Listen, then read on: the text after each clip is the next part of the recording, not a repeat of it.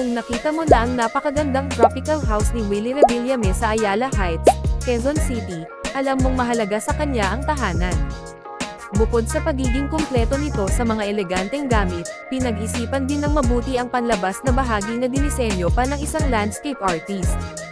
Ganito rin ang makikita sa kanyang property sa Tagaytay na matatagpuan sa Barangay Irahin. Nakatayo ito sa tuktok ng burol at kitang-kita mula sa kalsada ang napakagandang bahay na may tropical-inspired na disenyo. Tunay na mapayapa dahil sa malalaking bintana at glass sliding doors na nagbibigay ng malawak na tanawin ng kalikasan, madali kang makakaramdam ng kapanatagan at kaginhawaan pagpasok mo sa loob ng bahay. Bukod pa rito, sinabi ni Willie, itong property na ito, talagang ang view naman ang hindi mo matatawaran. Ang modernong tropical na istruktura ay matayog na nakatayo, may mga glass na bintana at pinto, mga halijing bato, at isang luntiang panlabas na bahagi na kumukumpleto sa kabuoang itsura. Dagdag pa rito, mula sa anggulong ito, mas mapapansin at ma-appreciate natin ang mga detalyeng inilaan sa bahay. Bukod sa pagbibigay diin sa ganda ng batong disenyo, tampok din sa panlabas na bahagi ang maluluwag na kainan, isang pader na gawa sa malalaking bato, at isang artipisyal na talon, dahil ang lugar ay perpekto para sa mga salo-salo at pagtitipon. Dalawang dining set mula sa Dead Ants Play Collection ang kayang mag-accommodate ng higit sa 20 katao. Kasunod nito, may hagdang paakyat na patungo sa main house at isa pang maluwag na outdoor area na may mga upuang may LED lights, mga mesa, at isang bar area. At alam nyo ba na may isang dead-end cantilever outdoor parasol ang nagsisilbing proteksyon ng mga ito laban sa matitinding elemento ng panahon. Sa gabi naman, mistulang isang resort ang bahay. Ang maayos na pagkakalagay ng mga ilaw ay nagbibigay ng drama at lalo pang pinapatingkad ang istruktura nito. Ang mga komportableng upuan sa labas ay nagbibigay daan kay Willie at sa kanyang mga bisita na mas lalo pang ma-enjoy ang tanawin at malamig na simoy ng hangin sa Tagaytay anumang oras. Samantala, ang unang palapag ng property ay may open layout kung saan ang cold ceiling ang nagsisilbing pagitan ng living at dining areas. Ang malayang daloy ng disenyo ay nagpapanatili ng presko at maluwag na pakiramdam sa loob ng bahay habang binibigyang diin ang ganda ng mga modernong pirasong inilagay sa bawat bahagi. Ang living area ay parang isang hotel suite na may high-end na entertainment system, gray sectional sofa mula sa B&B Italia, nakakaingganyong mga armchair, at malalambot na unan, nagdadagdag ng taas at karangyaan sa espasyo ang napakalaking Super Archimon outdoor floor lamp, isang kolaborasyon ng Dedan at Flows lighting system, at isa pang floor lamp na dinisenyo ni Philippe Ster, hindi man kita sa larawan. Naroon din ang isang advanced hub na kumokontrol sa mga lighting features sa loob at labas ng bahay. Kapansin-pansin din sa dining area ang mga kahanga-hangang piraso na bumabagay sa kabuuang disenyo ng bahay. Katabi ng dining set ay isang console table na may nakadisplay na high-end sound player, ilang libro, at iba pang mamahaling accessories. Mga kahoy na slats naman ang nagsisilbing divider sa pagitan ng dining area at ng hagdang paakyat patungo sa mga silid tulugan. Kumpleto ang dining area sa mga piraso mula sa Italian brand na Molteni at C, kung saan ang wear chair ay ipinari sa 10 chairs. Ang madilim na finish ng mga kagamitang ito ay nagbibigay ng tropical looks na dating sa kabuoang ambience ng bahay. Ang maluwag at maliwanag na kitchen cum pantry ang nag-uugnay sa dining area at veranda. Maayos at kumpleto ito sa gamit, may mga makikinis na cabinet at mga top-of-the-line na appliances. Iba't ibang merienda at pagkain ang nakaayos sa countertop, kasama na rin ang ilang maliliit na appliances. Mula sa kitchen, pantry, ang mga sliding glass doors ay bumubukas patungo sa mess kitchen kung saan isinasagawa ang pagluluto, lalo na kapag inaasahan ni Willie ang maraming bisita. Bagamat compact, kumpleto ito sa gamit, may stainless steel appliances, double sink, at isang island sa gitna. Batay sa mga pirasong inilagay sa espasyo, makikitang malaki ang naging investment ni Willie pagdating sa furniture. Ang panlabas na dining area ay may mga kaakit-akit na upuang mula sa Dead on Seashell Collection, dinisenyo ni Jean-Marie Massaod. Ang mga upuang ito ay stackable, comfortable, at may mga sandalan na nagbibigay ng buong ginhawa sa mga gumagamit. Dalawang powder room, isa para sa mga lalaking bisita at isa para sa mga babae, ang matatagpuan sa unang palapag ng bahay. Pareho silang malinis, maayos, at may mga dekalidad na fixtures na nagbibigay ng dagdag na ginhawa sa mga bisita.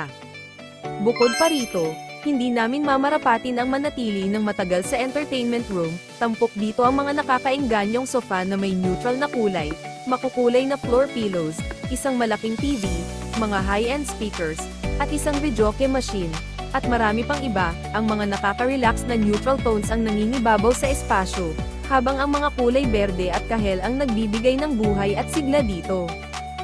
Maliban pa rito, kung nais mag-ehersisyo ni Willie, maaari siyang maglakad-lakad o tumakbo sa paligid ng property, pero kung mas gusto niya ng mas matinding workout, pwede rin siyang dumiretso sa gym na nasa loob ng bahay, maginhawa ang lokasyon nito malapit sa swimming pool, kaya't may kasamang relaxing view habang nag-eehersisyo.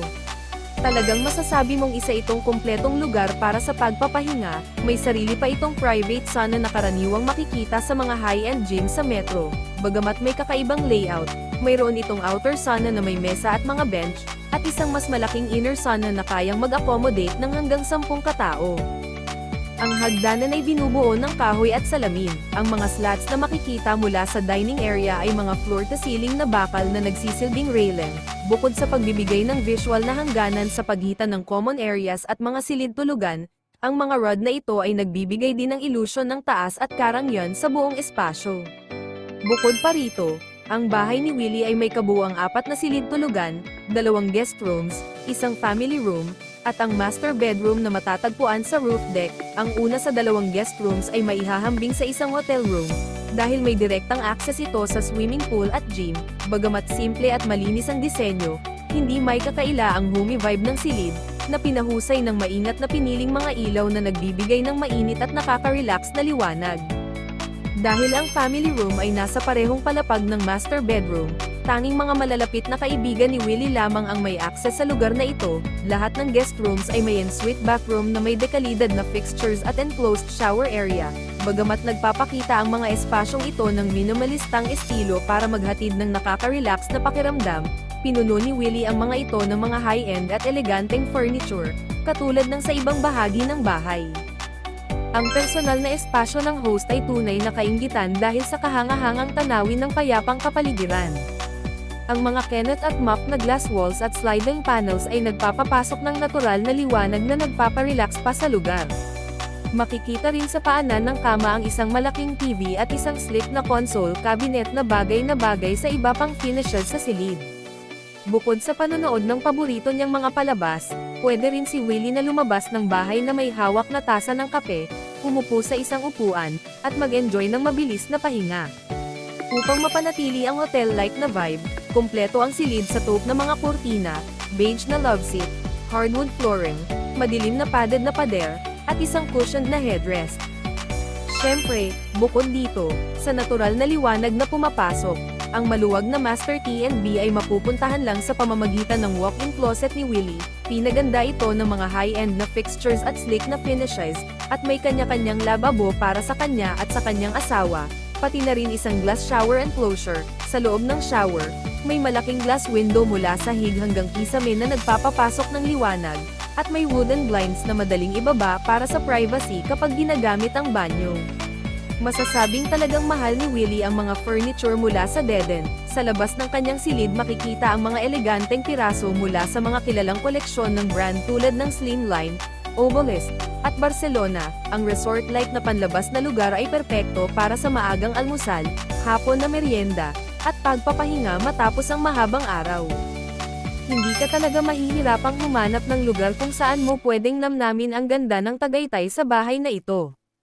Ang mga panlabas na bahagi ay may matitibay pero komportableng upuan na tila inaanyayahan kang umupo, mag-relax, uminom ng paborito mong inumin, o kaya'y magbasa ng libro.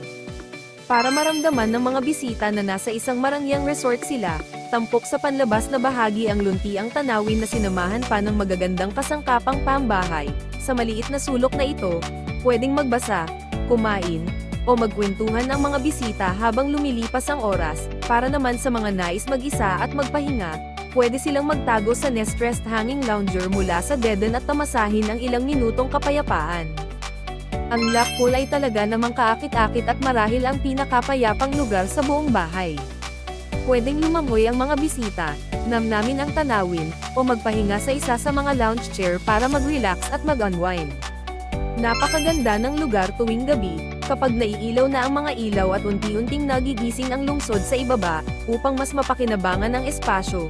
Nilagyan ito ng dining set na kayang mag-accommodate ng 6 na tao at ilang lounge chair mula sa Dead Ansmo Collection. Mula sa itaas, mas mapapansin ang ganda ng mga panlabas na bahagi ng bahay, kabilang na ang swimming pool at koi pond. Tunay na isang bihirang yaman ang lokasyong ito dahil nagbibigay ito ng sapat na privacy kay Willie, na siyang kailangan niya para sa isang nararapat na pahinga mula sa kanyang abalang schedule.